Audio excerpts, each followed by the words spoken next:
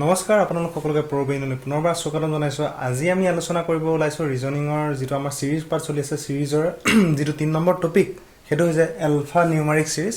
আৰু alpha numeric সিৰিজৰ ওপৰত আমি অলপমান কুৱেশ্যন এনসাৰ আলোচনা কৰিম। অলৰেডি আমি নাম্বাৰ সিৰিজ আৰু এলফাবেট সিৰিজ তাৰ যিখিনি পাৰ্ট আছে আমি অলৰেডি আলোচনা কৰি আহিছোঁ। আৰু এই ভিডিঅ'ত আমি এলফাবেট আৰু নিউমাৰিক যেতিয়া একেলগে থাকে তেনেহ'লে সেই তেনেকুৱা ধৰণৰ কুৱেশ্যনবোৰ আমি কেনেকৈ কৰিম আমি তাৰ বিষয়ে আলোচনা কৰিম। ঠিক আছে, গতিকে আহক আমি কুৱেশ্যনবোৰলৈ আগবাঢ়োঁ। গতিকে আপোনালোকৰ সন্মুখত এলফা নিউমাৰিক সিৰিজৰ মই 5টা কুৱেশ্যন ফাৰ্ষ্টে লৈ ল'লোঁ।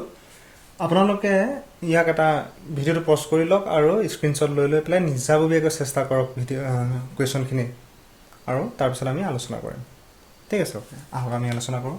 এতিয়া চাওক, এইটো চাওক, ইয়াত আছে D4 হয়নে? মানে এইটো এটা হৈছে এলফাবেট, এটা হৈছে নাম্বাৰ। এইটো চাওক, এইটো হৈছে এলফাবেট, এইটো হৈছে number, alphabet number, alphabet number. সেইকাৰণে ইয়াত চবতে দেখিছেনে এটা এলফাবেট আছে, এটা নাম্বাৰ আছে হয়নে? নাম্বাৰ এলফাবেট মিক্স থকাৰ কাৰণে আমি এলফা নিউমাৰিক সিৰিজ বুলি কৈছোঁ হয়নে?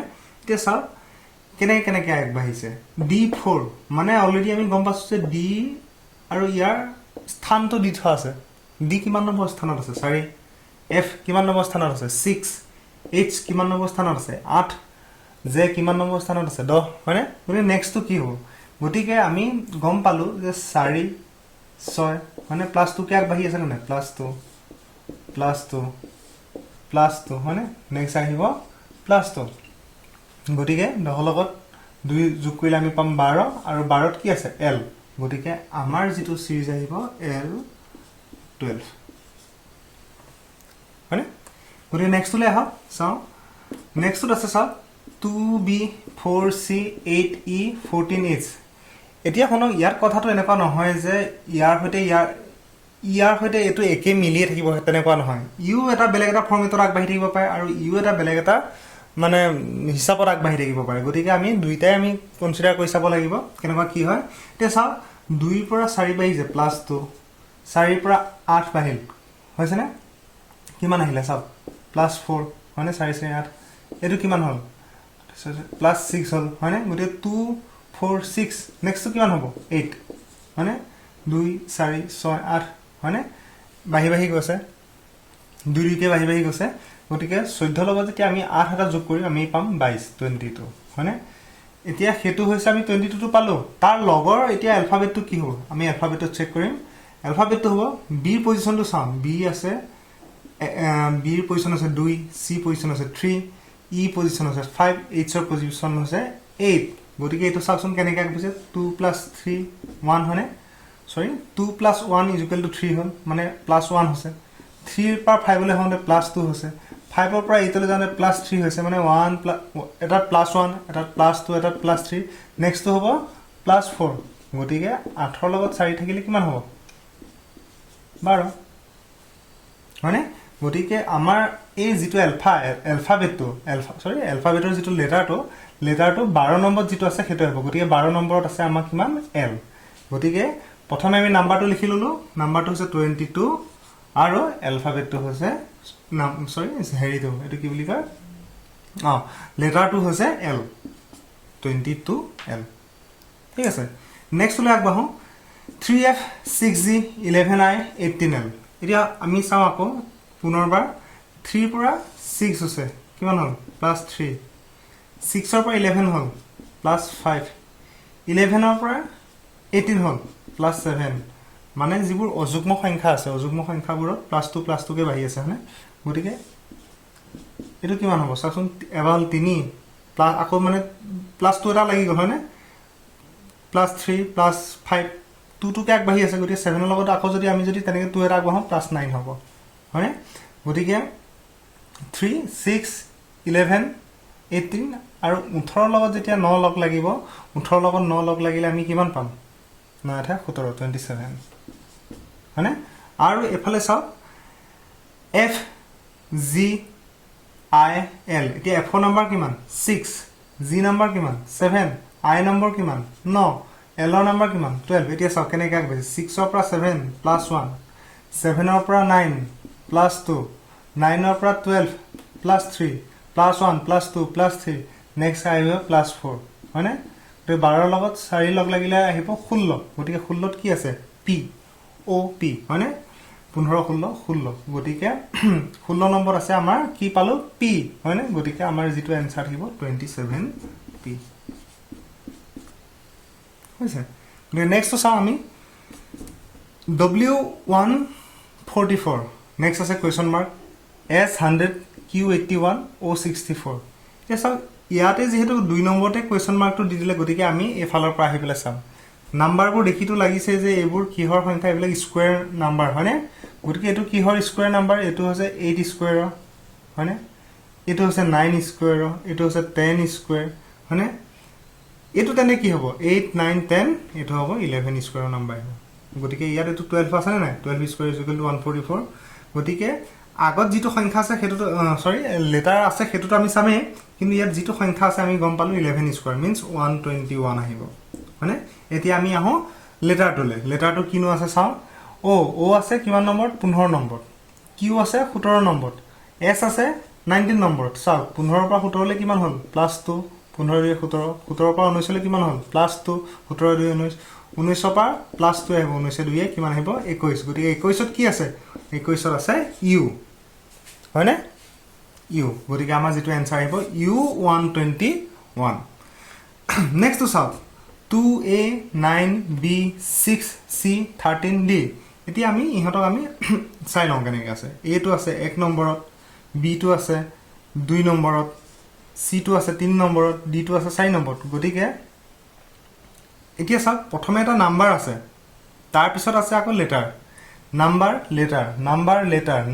লেটাৰ গতিকে ইয়াৰ পিছত কি আহিব নাম্বাৰ আহিব গতিকে আমি যেটো লেটাৰটো আছে লেটাৰত যদি ইয়াত এটা কোৱেশ্চন মাৰ্ক এটা থাকা আমি উলিয়াই দিব পাইছো লেটাৰটো কি হ'ব কিন্তু আমাৰ যেহেতু ইয়াত কোৱেশ্চনটো দুটা কোৱেশ্চন মাৰ্ক দিয়া নাই গতিকে আমি এটো নলিয়াও আমাৰ লেটাৰটো না লাগে আমাক লাগে নাম্বাৰটো গতিকে 2 ৰ পৰা 9 হল কিমান হল 2 ৰ পৰা 9 হতে +7 আকৌ 9 ৰ পৰা 6 হল মিন্স -3 হৈছেনে আকৌ 6 ৰ পৰা 13 হল কিমান চাওক +7 গতিকে এবা পালো +7 এবা -3 আকৌ এই যদি +7 হৈছে তে নেক্সট হ'ব কি -3 গতিকে 13 পৰা 3 গল থাকিল কিমান 10 গতিকে আমাৰ যেটো आंसर আহিব 10 আৰু যদি কেনেবাকে যদি তাৰ পিছতো যদি কোৱেশ্চন মাৰ্ক এটা দিলে হেন তেন্তে আমি কি পালো দিন a b c d next আমি কিমান পালো হেতিন যদি থাকা হেতিন তেন্তে আমি ই পালো হেতিন ঠিক আছে গতিকে আমি আৰু কেটামান কোৱেশ্চন লাগবা হ গতিকে আহক আমি পুনৰ আৰু পাঁচটা কোৱেশ্চন লৈ লৈছো চাও আপোনালোকে ফাৰ্ষ্টে ভিডিওটো পজ কৰি লৈ পেলাই স্ক্ৰিনশ্বট লৈ লওক তাৰ পিছত আমি আলোচনা কৰিম ঠিক আছে ওকে দিয়া চাও ইয়াত আমি আকৌ দেখিলো ইয়াত এবাৰ তিনটা আছে হয়নে আগৰবাৰ তিনটা আছিল নেকি আগৰ কৰিছিল কি ন ইয়াৰ আগৰ গিটা গতিকে এবাৰ চাও KM5 লেটাৰ নাম্বাৰ দুটা লেটাৰ এটা নাম্বাৰ এতিয়া চাও এটোৰ পৰা এটো কেনেকৈ হৈছে ফাৰ্ষ্টে আমি হিহতক নাম্বাৰিং কৰি লৈছো কে কিমান নম্বৰ আছে JK 11 I কিমান নম্বৰত আছে 9 G কিমান নম্বৰত আছে 7 E কিমান নম্বৰত আছে 5 চাওক 11 পৰা 9 হল কিমান হৈছে চাওকচোন 11 ৰ পৰা 9 হল -2 9 ৰ পৰা 7 আছে -2 7 ৰ পৰা 5 আছে -2 5 ৰ পৰা কিমান হ'ব -2 হ'ব 5 ৰ পৰা 2 থাকিলে 2 গল থাকিল 3 গতিকে 3 ত কি আহিব C ফাৰ্ষ্টটো হ'ব C হয়নে ইয়াত থাকিব C নেক্সট চাওক M টো কিমান নম্বৰত আছে M টো আছে 13 হয়নে M টো আছে 13 P টো আছে কিমান OP 16 S আছে কিমান 19 V আছে কিমান 22 চাওক +3 গতিকে 22 লগত +3 হ'ব কিমান হ'ব 25 25 ত কি আছে y হয়নে 25 ত নাম্বাৰ কিমান আছে y নেক্সট আপ 5 8 11 14 5 ৰ পৰা 8 হৈছে কিমান 5 3 8 8 ৰ পৰা 11 আছে +3 8 3 11 11 + 3 14 তো 14 + 3 17 গতিকে এটো নাম্বাৰটো হ'ব CY17 হৈছে অলপ জাম হোৱা নিচিনা হম ন গতিকে মই ইয়াত লিখি দিছো CY17 নেক্সট চাওক C4X F9U I16R হয়নে এতিয়া চাওক আপোনালোকে লক্ষ্য কৰিব এই C আৰু X এই দুটা কি অপোজিট আছিল নে FU অপোজিট আছিল নে IR অপোজিট আছে হয়নে গতিকে আমি এটোৰ পৰা ন এটো কি হৈছে আমি হেতু উলিয়ালে আমি পিছৰ আমি হেইটো গম পাম গতিকে C আছিল কিমান 3 F আছে কিমান 6 I আছে কিমান 9 গতিকে সাত +3 হৈ আছে মানে 3 3 6 6 3 9 9 লগত এবাৰ হল +3 12 হৈছে নে তো 12 কি আছিল L হৈছে তাৰ পিছত আৰু এফালে অপোজিট আছে L ৰ অপোজিটত কি আছিল O গতি এতিয়া মাজত এটা নাম্বাৰ আছে তো নাম্বাৰটো কি হ'ব আমি চাও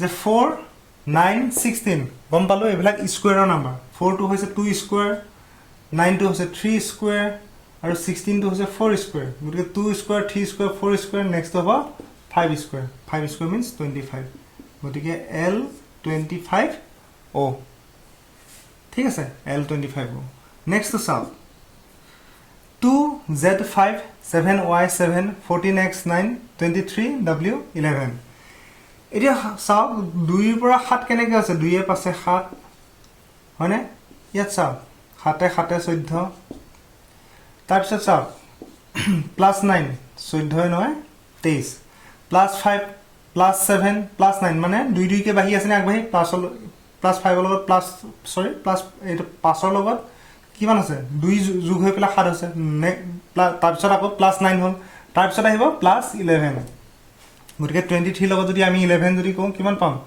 34 হয়নে কিমান পাম 34 ফাৰ্স্ট তো 34 পালো এতিয়া হক আমাৰ নম্বৰটোলে Z Y X W Z তো আছে 26 Y আছে 25 X আছে 24 এটো X দে তাৰ পিছত এটো 23 26 25 24 23 22 22 আছে কি V হয়নে এটো 34 আছিল 34 V তাৰ পিছত চাওক 5 7 9 11 এতিয়া চাওক কেনেকৈ আগবাঢ়িছে 5 ৰ পৰা 7 +2 7 ৰ পৰা 9 +2 9 ৰ পৰা 11 +2 গতিকে 11 লগতো আকৌ +2 হলে 13 হ'ব গতিকে 13 ত আছে M